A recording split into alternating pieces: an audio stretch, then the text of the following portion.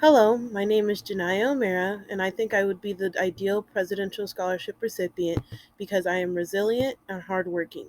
I do believe that your background or past has a big part of what your future looks like, and for me, many moments in my past made me the person I am today.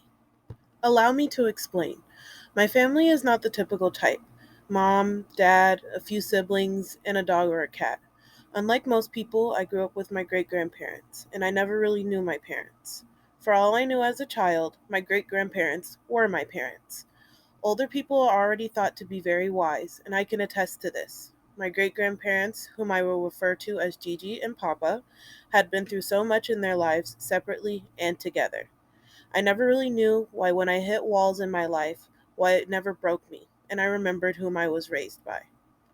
I lost my great grandfather in 2013 when I was about 9 years old.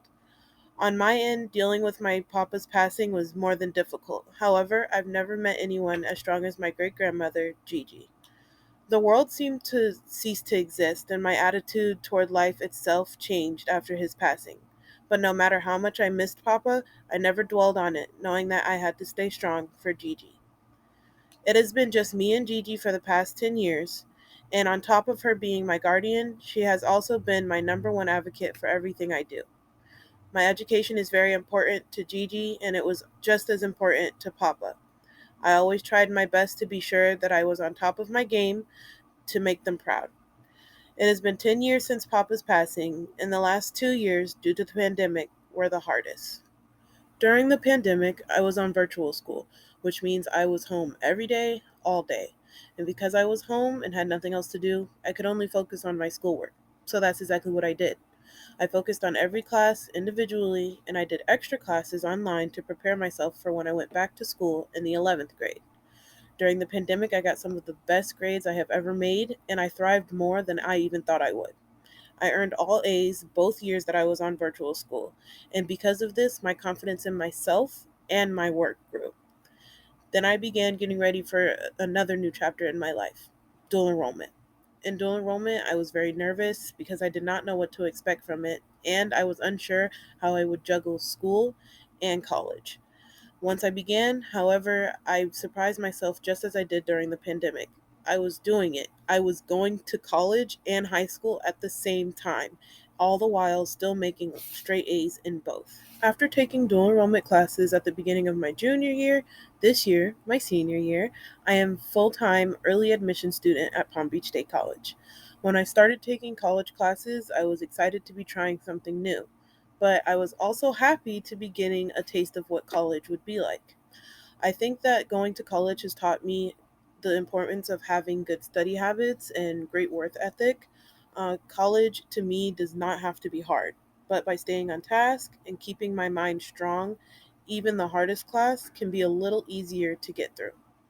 I do not want to say that I deserve to be a presidential scholarship recipient just because I am a good student, because most students would say they deserve something for doing something good.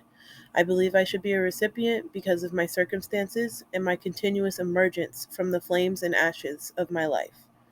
The key to being a responsible and good college student is knowing when times are good and when times are bad, and when they are bad, using those bad times to have better times in the future. I can't tell you the amount of times that I have gone to college classes and thought about giving up. And those were when times were bad. But because they were bad then, I could make them better later. I also think that your mindset plays a huge part in your success because it played a huge part in mine. There were a lot of times when I almost let my past ruin my mental health, which ruined my performance in school. Instead, I let my past drive and push me to continue doing my very best. In closing, I would like to read a quote from a TV show that I watched once. Hurtful, painful memories, memories of deep regret, memories of hurting others and being hurt, memories of being abandoned. Only those with such memories buried in their hearts can become stronger, more passionate, and emotionally flexible. And only those can attain happiness. So don't forget any of it. Remember it all and overcome it. If you don't overcome it, you'll always be a kid whose soul never grows. Thank you so much for your time, and thank you for this wonderful opportunity to tell you my story.